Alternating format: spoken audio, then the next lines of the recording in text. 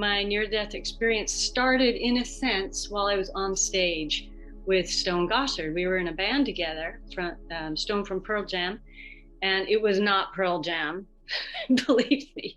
But anyway, it was a great band we had going, and we were on stage in Brooklyn, and this guy in the front row was just not digging our music at all, and he was just in the front, just going, "Ugh," it's a horrible kind of faces. And he was right in front of me, big dude. And, you know, every once in a while you see someone not digging your music, but hundreds of people were dancing and enjoying it. Usually, you can just let it go. That's just someone having a bad day or they don't like it. So I don't know why they're here. But for some reason this night, my whole focus latched onto this guy. And I started this incredible cascade of negative thoughts that first started about him, then it went to the band, and then super quickly it went all about me. You know how self-centered we all are. It always ends up on us, the good or the bad. In this case, it was really bad. And so I started thinking, what's wrong with me? I'm a terrible singer. I'm never going to hit this next note. Just went on and on. What am I doing on tour with Stone? It was bad.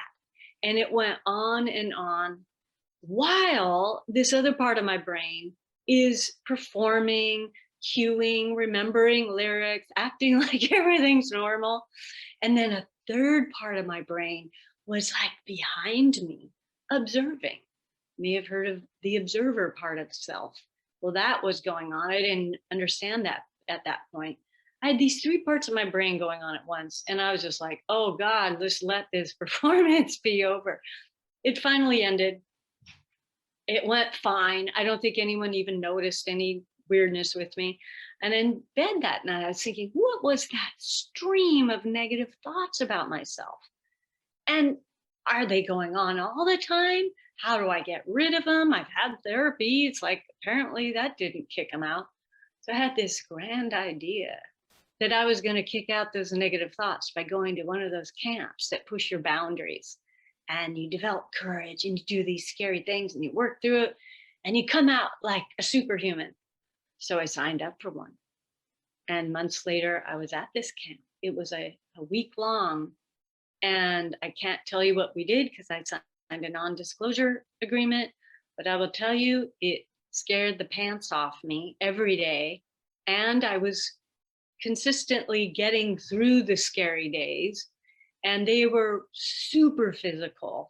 They were super emotionally scary, plus tons of lecturing and like exhausting intellectual work and sleep deprivation, 3 hours of night of sleep.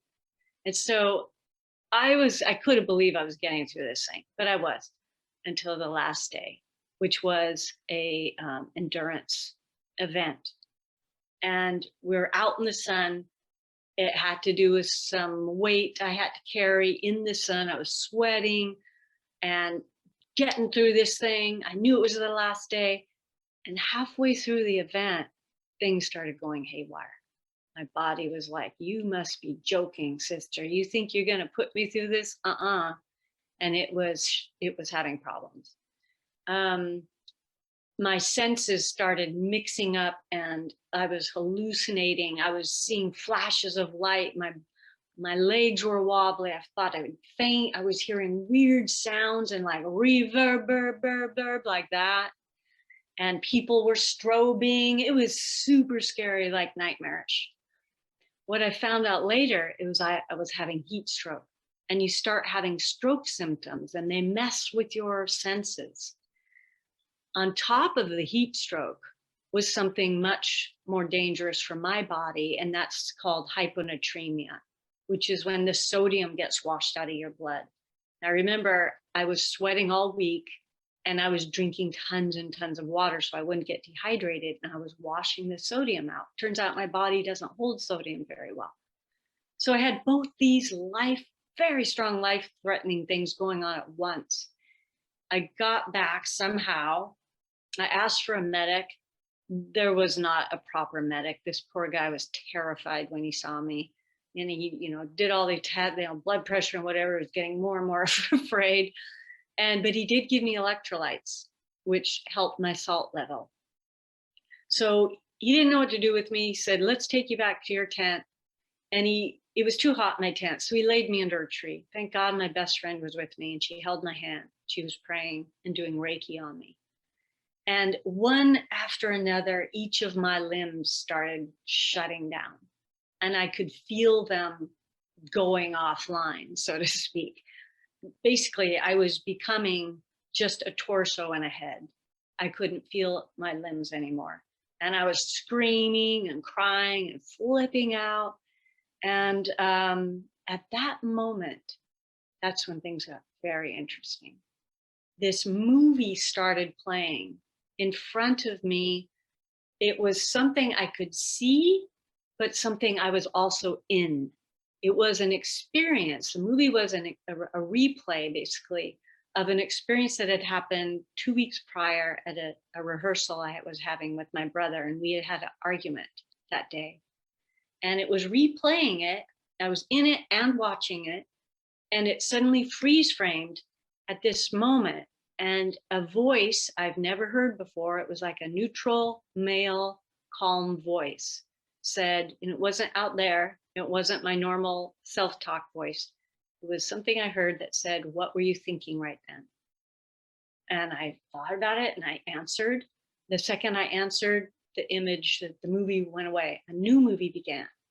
And it freeze framed after a moment. And it said, why did you raise your eyebrow at that moment? What were you thinking? And I answered, went away. These movies continued again and again and again for all experiences from my adult life, not my childhood for some reason. And I now understand this was a life review specifically designed for my issues, which you'll find out about, which we all have to whatever degree. So this went on for hours. At the end of this series of movies, all this time I'd been feeling this air, felt like air coming out of the top of my head. I knew enough about spirituality that I suspected it could be life energy. And again, every time I get to this point, I start to tear up because it was such an incredible moment. The voice said, would you like to stay or go? And I could tell I was on the cusp of two worlds. I had one foot here on earth and another foot elsewhere.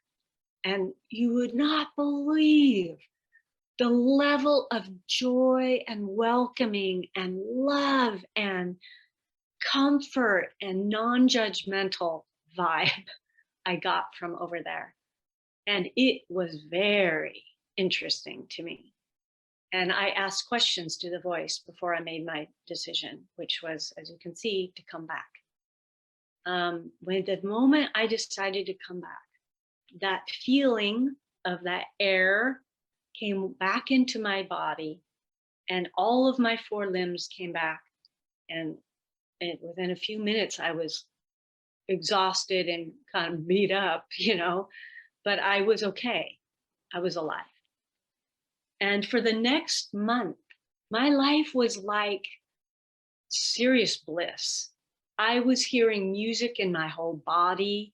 It was taking me forever to eat because I was so present. I was just into my food, into the sky, into my friends, into love.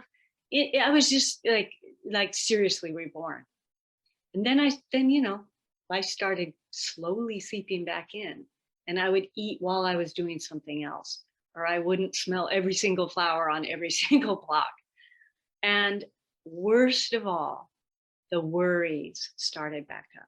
The self-doubt started back up. All the crap I had gone to that camp to get rid of was coming back. And I was mad. I was thinking, I went to the camp and I had a near-death experience and I still have the negative thoughts. Okay, what's going on? So that was the turning point for me because I sat down at that moment and I said, what was the common denominator of all those questions I was asked during the life review? And that's when I realized every one of them were about my thoughts. There were a few about my emotions, but they were always connected to my thoughts. And I said, okay, that was my primary teaching, clearly.